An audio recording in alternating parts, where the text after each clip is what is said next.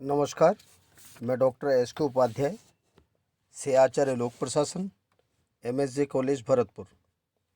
आज हम BA part 3 के फर्स्ट प्रश्न पत्र तुलनात्मक प्रशासनिक व्यवस्थाएं विषय के टॉपिक तुलनात्मक लोक प्रशासन के अध्ययन के उपागम। पिछले वीडियो में हमने तुलनात्मक लोक प्रशासन के अध्ययन के उपागम में संरचनात्मक कार्यात्मक उपागम का अध्ययन किया। आज हम तुलनात्मक लोक प्रशासन के अध्ययन के उपागम में विकास प्रशासन उपागम का अध्ययन करेंगे। विकास प्रशासन उपागम ये लोक प्रशासन के तुलनात्मक अध्ययन के लिए एक महत्वपूर्ण उपागम है। आधुनिक लोक कल्याणकारी राज्यों में, विशेषतः विकासशील राष्ट्रों में, विकास एक गंभीर तथा महत्वपूर्ण चुनौती है। सरकार द्वारा जन कल्याण के लिए अनेक योजनाएं तथा कार्यक्रम संचालित किए जाते हैं। इन कार्यों को संपादित करने वाला प्रशासकीय ढांचा तथा उसकी अवधारणा विकास प्रशासन कहलाती है। यद्यपि प्रशासन का विकासमय स्वरूप सदैव से ही रहा है, किंतु द्वितीय विश्व युद्ध के पश्चात नव राष्ट्रों ने विकास को सभ्यता का केंद्र बिंदु माना। विकास प्रशासन उपागम के प्रतिपादन का श्रेय एडवर्ड वाइडनर को जाता है। यद्यपि विकास प्रशासन शब्द का प्रयोग सर्वप्रथम 1955 में भारतीय लोक प्रशासन संस्थान की पत्रिका, जिसको हम IJPA भी कहते हैं, IJPA में श्री UL गोस्वामी द्वारा किया था, किंतु इसको विकसित करने में विधिपूर्ण तरीके से विधिवत इसकी व्याख्या करने का श्रेय एडवर्ड वाइडनर को, जो 1962 में इन्होंने इस अप्रोच को आगे बढ़ाया, को जाता है। चूँकि विकास प्रशासन की मूलभूत विशेषताएं इन्हीं एडवर्ड वाइडनर ने प्रतिपादित की। उनके अनुसार ऐसा प्रशासन जो परिवर्तन उन्मुखी हो, लक्ष्य उन्मुखी हो, वह विकास प्रशासन कहलाता है।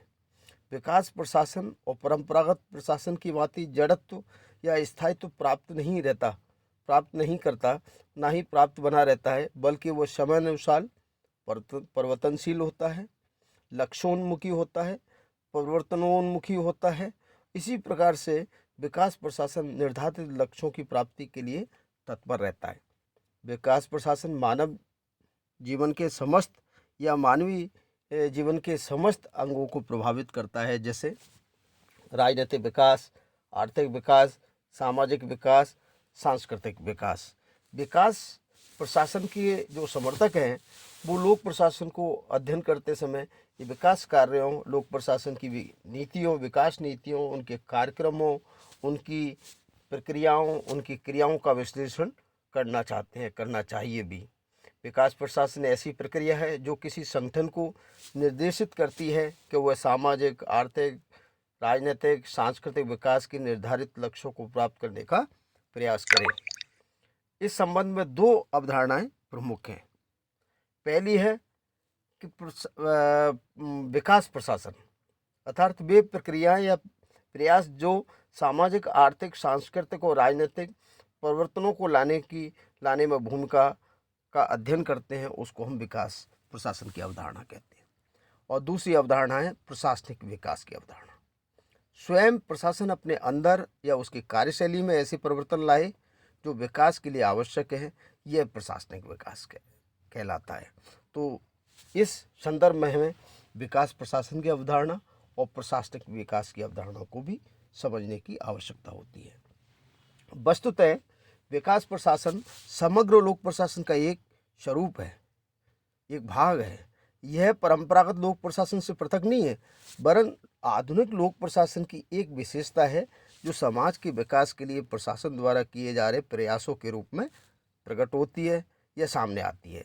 विकास प्रशासन और गैर विकास प्रशासन में बहुत भारी अंतर नहीं है, ये मात्रात्मक अंतर है। कुछ विद्वान तो इसमें कोई अंतर ही नहीं देखते हैं, जैसे विलियम वुड है, उनके अनुसार विकास प्रशासन और गैर विकास प्रशासन में कोई अंतर नहीं है।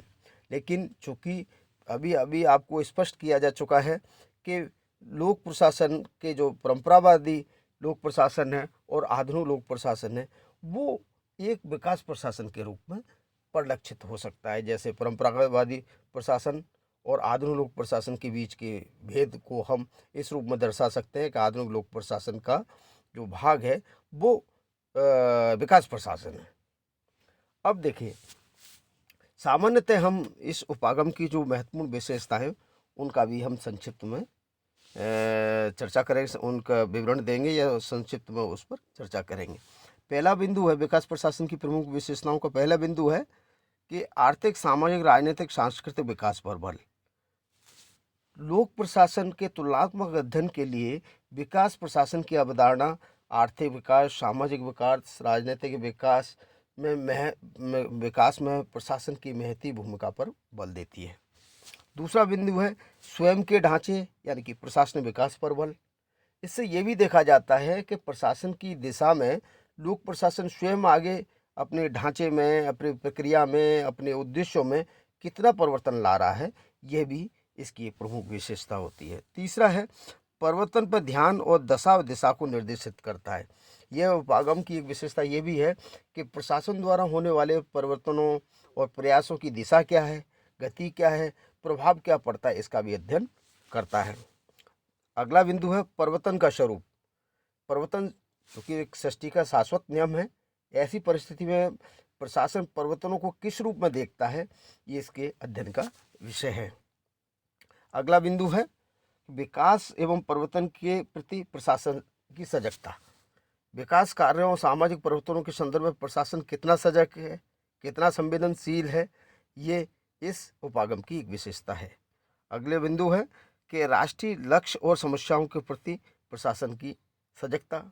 विकास प्रशासन के अनुसार किसी भी देश की स्थानीय समस्याओं, संसाधनों, राष्ट्रीय लक्ष्यों के क्रम में प्रशासनिक संस्थाएं, उसके संगठन, उसकी प्रक्रियाएं कैसी हैं, कितनी क्रियाशील हैं, कितनी सजग हैं, ये इसका अध्ययन का बिंदु है। और अंतिम विशेषता है गतिशीलता एवं सामाजिक उपादेयता का महत्व। विकास प्रशासन एक गत्यात्मक प्रक्रिया है जो गतिशीलता और सामाजिक उपादेयता को महत्व देता है, यानी कि एक ऐसे विकास प्रशासन सामाजिक, राजनीतिक, आर्थिक संदर्भ में परिवर्तित होने वाली व्यवस्थाओं को सुचारू रूप से नियमित करने की कोशिश करता है। अब चूँकि विकास प्रशासन उपागम एक महत्वपूर्ण तुलनात्मक उपागम है जो लोक प्रशासन को एक नई दिशा और दशा देता है, प्रशासन और विकास की अवधारणाओं को ढंग से राष्ट्रीय लक्ष्यों के लिए या लक्ष्योन्मुखी प्रशासन के लिए कार्य करने में सजग बनाता है। लेकिन कुछ विद्वान, कुछ आलोचक इसकी कुछ कमियां देखते हैं, उन कमियों को संक्षिप्त में देख सकते हैं। पहला बिंदु है विकास अपने आप में सापेक्ष शब्द है।